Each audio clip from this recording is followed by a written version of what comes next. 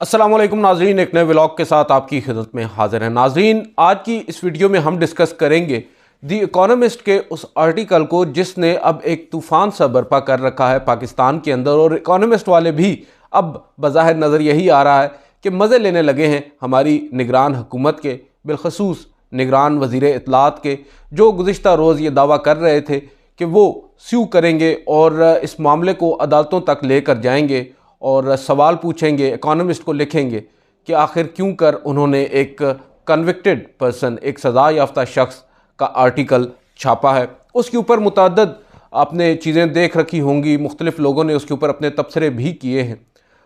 आज उसमें कुछ मज़ीद शिद्दत हम देख रहे हैं।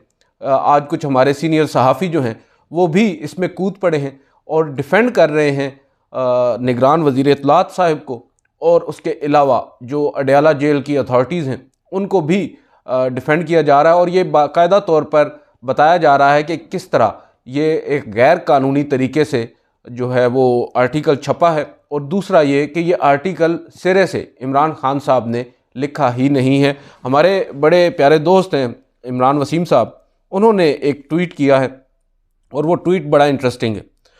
वो ये लिख रहे हैं कि इमरान खान का दी इकोनॉमिस्ट में छपा आर्टिकल झूठ निकला। फिर उन्होंने दो सवालिया निशान भी लगाए हैं।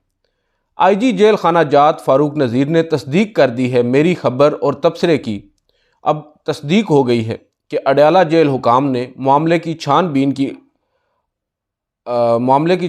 की। आर्टिकल जेल से नहीं निकला। इमरान खान से मुलाकात करने वाले खाकी लिख रहे हैं वो, जबकि लिखना वो खाली चाह रहे थे। खाली हाथ आते हैं और खाली हाथ जाते हैं। मुलाकातियों को स्कैन किया जाता है और इमरान खान से मुलाकातियों की वीडियो रिकॉर्डिंग भी की जाती है। जेल से कुछ बाहर जाता तो अब तक कार्रवाई हो चुकी होती। अब झूठ पर पहरा देने वाले क्या कहेंगे। ये इमरान वसीम साहब हैं, जर्नलिस्ट हैं और बड़े वेल इन्फॉर्म्ड जर्नलिस्ट हैं। आप उनकी राय से इख्तिलाफ कर सकते हैं, मगर एक अच्छे सहाफ़ी हैं जिनके पास ख़बर होती है। उसके ऊपर अब हमारे एक और दोस्त हैं साकिब बशीर साहब, हाई कोर्ट को कवर करते हैं। उन्होंने लिखा है उनको कोट करके कि जेल दाखिले के वक्त तो चेकिंग होती है, वापसी पर इस तरह की चेकिंग नहीं होती।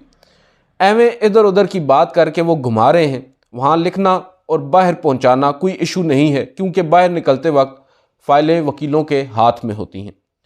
इसके बाद उन्हीं को कोट ट्वीट किया है इरशाद आरिफ साहब ने, बड़े सीनियर जर्नलिस्ट हैं और एडिटर हैं आजकल, गालिबन रोज़नामा 92 के ग्रुप एडिटर हैं, पहले जंग से वाबस्ता रहे हैं और बड़े सीनियर जर्नलिस्ट हैं। वो ये लिखते हैं कि मखदूम जावेद हाशमी और यूसुफ रज़ा गिलानी और दीगर कैदियों से अडयाला जेल और कोट लखपत जेल लाहौर में जाकर बारहा मिलने का इत्तेफाक हुआ और याद नहीं कि वापसी पर किसी ने तलाशी ली हो।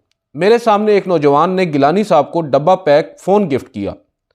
फिर लिखते हैं कि चाह यूसुफ से सदा और हाँ मैं बागी हूँ, दोनों ने अडयाला जेल में लिखी। और ये एक्चुअल में अब हो रहा है और मालूम नहीं है। इमरान वसीम साहब ऑब्वियसली जो बात कर रहे हैं उनकी राय हम उसका एहतराम करते हैं, मगर मैं इसमें अपनी अगर मैं एक राय दूं या अपना मैं जो ओपिनियन रखता हूं वो ये है कि इसमें तो अब कोई शक नहीं होना चाहिए कि इमरान खान साहब के नाम से मंसूब जो आर्टिकल द इकोनॉमिस्ट में छपा है वो इमरान खान साहब ने ही लिखा है। और इसमें कोई दो राय भी नहीं है कि जेल के अंदर बैठा शख्स अगर कोई ख़त या कोई आर्टिकल लिखता है एक या दो सफ़हात पर मबनी, वो उनके वकला अपने साथ लेकर जा सकते हैं। और इसी तरह गालिबन जो द इकोनॉमिस्ट वाले हैं उन्होंने रिक्वेस्ट की होगी इमरान खान साहब की लीगल टीम से, और लीगल टीम ने इमरान खान साहब को बताया होगा, इमरान खान साहब ने एक आर्टिकल लिखा होगा और उन्होंने जाकर दोबारा इकोनॉमिस्ट को दे दिया होगा। और कोई ऑब्वियसली जो तरीक़ाकार है वो अपनाया गया होगा।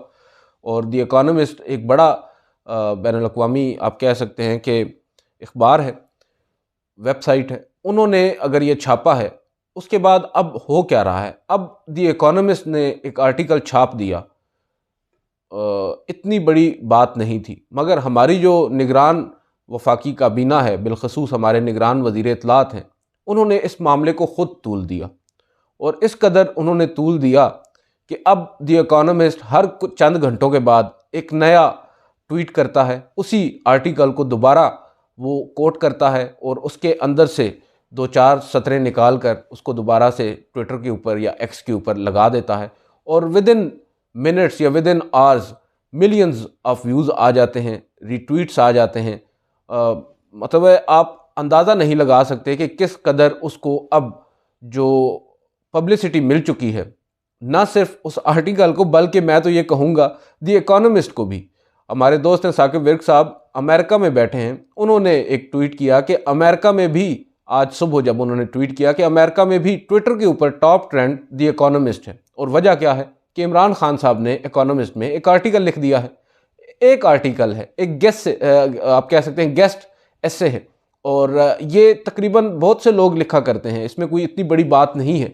इमरान खान साहब की जानिब से जो लिखा गया उसमें जो बातें कही गई हैं मेरी नज़र में तो वो भी नई नहीं है, मगर बात यह है कि वो इमरान खान साहब ने कही है और लोग उनको पढ़ना चाहते हैं। आप अब लोगों को जो मर्ज़ी कहें या इमरान खान साहब से आप लाख इख्तिलाफ़ करें, मगर जो वो कहना चाहते हैं लोग वो पढ़ना चाहते हैं, वो सुनना चाहते हैं, और लोग इसीलिए उस इकोनॉमिस्ट के आर्टिकल को बार बार खोल कर पढ़ रहे हैं। और इससे क्या फ़ायदा हुआ? इससे इमरान खान साहब का जो एक नैरेटिव था, जो जिसको दबाने की बारहा कोशिश की गई, और हमारा जो निगरान सेटअप है बदकिस्मती के साथ वो भी इसमें शामिल है, और फोर फ्रंट पर आकर इमरान खान साहब के अगेंस्ट जो एक बयानिया कायम किया जा रहा है वो हम उसमें निगरान सेटअप बिल्कुल पेश है। और इसमें इमरान खान साहब का जो आप कह सकते हैं जो उनकी आवाज़ दबाने की एक कोशिश थी, बिलखसूस जो सन 9 मई के बाद इमरान खान साहब ने एक स्टैंड लिया, और वो स्टैंड उन्होंने खैर 9 मई से पहले ले रखा था, और ये मामला आपको मालूम है साइफ़र का है और उस अमरीकी साजिश का है जो हुई थी या नहीं हुई थी हमें तो मालूम नहीं है। मगर एक बात तो तय है कि इमरान खान साहब का जो मौक़िफ़ उस वक्त था वही मौक़िफ़ आज भी है, और वो उसके ऊपर डट गए हैं, खड़े हो गए हैं, और वो पीछे हटने को बिल्कुल तैयार नहीं है। शायद उन्होंने भी अब अपनी सारी कश्तियाँ जो हैं वो जला दी हैं, और ये जो आर्टिकल है ये बाकायदा तौर पर पैगाम है, और इस आर्टिकल को अगर दबाना ही मकसूद था हमारी इस निगरान हुकूमत का या हमारे मुक़्तदर हलकों का, तो बेहतर यही होता कि इसको ज़्यादा अहमियत ना देते। अब जिस कदर उन्होंने इसको ख़ुद पहले अहमियत दी है, जिन लोगों ने नहीं भी पढ़ा था वो भी अब इसके तर्जमे कर करके पढ़ रहे हैं, और इकोनॉमिस्ट वाले तो खैर अब इसको एंजॉय करने लगे हैं, इस तमाम सिचुएशन को, जो उनको हाइप मिली है, जो पब्लिसिटी इकोनॉमिस्ट को फ्री ऑफ कॉस्ट मिल चुकी है, वो खैर अनप्रेसिडेंटेड है। इसके अलावा जो पहले एक ट्वीट इमरान वसीम साहब ने किया था वो मैं आपको बता दूं। तो इमरान खान का द इकोनॉमिस्ट में छपा आर्टिकल किसी और ने लिखा है। इमरान खान के जो वकला हैं वो सुप्रीम कोर्ट और हाई कोर्ट में ये तस्लीम कर चुके हैं कि अब कि उन्हें टिकटों पर मुशावरत के लिए कोई कागजात अंदर ले जाने या बाहर लेकर जाने की इजाज़त नहीं, तो फिर ये आर्टिकल कहाँ से आ गया? बहरहाल इसके ऊपर जो जवाब हैं वो मुख्तलिफ हमने आपके सामने रखे हैं, और वो जर्नलिस्ट के ही हैं। नसीम ज़हरा साहबा ने एक आज ट्वीट किया है, बड़ी सीनियर जर्नलिस्ट हैं। वो लिखती हैं कि both sad and amusing that among par and associated circles Imran Khan article published in the Economist would create panic and anger given every issue raised in the article has been repeatedly discussed in social media nationally and globally. Also, government can pat itself for hugely popularizing the article by putting out a lame complaint tweet tagging the economist. अब जो नसीम ज़हरा साहबा हैं वो भी यही कह रही हैं और गवर्नमेंट को कह रही हैं कि आपको ख़ुद को पैट करना चाहिए, ख़ुद को सराहना चाहिए कि आप लोगों ने जो आर्टिकल है उसकी पॉपुलराइजिंग के लिए, उसकी मकबूलियत के लिए एक आप कह सकते हैं बेबुनियाद किस्म की, एक फजूल किस्म की कंप्लेंट ट्वीट की है, और उसमें आपने इकोनॉमिस्ट को टैग कर दिया है। उससे अब ये मामला इस कदर आगे बढ़ चुका है कि ये दबने का नाम नहीं ले रहा। आज दूसरा गालबन तीसरा दिन है उस आर्टिकल को आए हुए, और ये आज भी टॉप ट्रेंड कर रहा है, और बज़ाहिर नज़र यही आ रहा है कि गेम उल्टी पड़ गई है। और वज़ीर इत्तलात साहब का मैं अभी देख रहा था, वो शहजाद इकबाल साहब हैं, जियो न्यूज़ से वाबस्ता एक एंकर हैं, वो उनसे कुछ सवालात कर रहे थे, और वो बड़े इंटरेस्टिंग लाइन ऑफ क्वेश्चनिंग है, आप ज़रूर उसको देखिएगा। शहजाद इकबाल साहब ने कोई एजेंडा बेस्ड सहाफ़त वहाँ पर नहीं की, फैक्चुअल क्वेश्चंस किए। उन्होंने उनसे पूछा कि आपने ये जो बात कही है एक कन्विक्टेड जो शहरी हैं, चलें ठीक है कन्विक्टेड नहीं है, फिर भी आप कह रहे हैं, तो क्या जो नवाज़ शरीफ साहब हैं जिस रोज़ वो पाकिस्तान आए थे, क्या वो सज़ा याफ्ता नहीं थे? और उनको उस रोज़ पाकिस्तान टेलीविज़न न्यूज़, जब आप निगरान वज़ीर इत्तलात थे, टेलीविज़न न्यूज़ ने, PTV ने उनको बराह रास्त नशर किया उनका जलसा और दिखाया, उनकी तकरीर दिखाई और उनकी तारीफ़ें भी की। तो उस पर उन्होंने उनको फंसा लिया और हमारे जो निगरान वज़ीर इत्तलात साहब हैं उनके पास उसका खातिर ख्वाह जवाब नहीं था। बहरहाल उन्होंने एक जवाब ज़रूर दिया। उन्होंने कहा कि जो नवाज़ शरीफ साहब की सज़ा है वो इतनी आप कह सकते हैं कि स्ट्रॉन्ग नहीं थी जितनी इमरान खान साहब की सज़ा है। तो शहजाद इकबाल साहब ने कहा कि ये फ़ैसला आपने नहीं करना, ये तो अदालतों ने करना है कि किसकी सज़ा ज़्यादा स्ट्रॉन्ग है और किसकी नहीं है। बहरहाल ये हालत है हमारे उन लोगों की जो इस वक्त हमारा मुल्क चला रहे हैं, पाकिस्तान को चला रहे हैं।